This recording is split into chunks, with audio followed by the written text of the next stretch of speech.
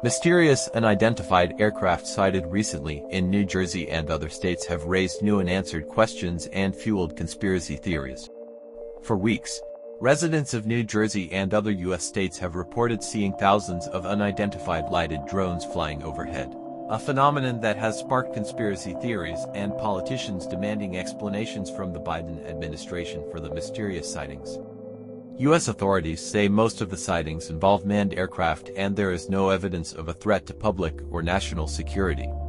But these responses have done little to reassure worried Americans or appease state and local officials. Conspiracy theories have begun to spread as the government hides information and makes nonsensical statements like, "We don't know where the drones came from or what they are, but we know they're not a threat." A mysterious drone has been hovering over New Jersey and other northeastern states for weeks, alarming residents and calling on lawmakers for answers. The drones have been lighting up the night sky since mid-November, but there's no clear explanation for who is controlling them and why.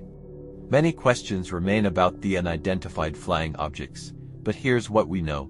According to the FAA drone website, drones must be controlled by a pilot who is not posing a threat to people or property.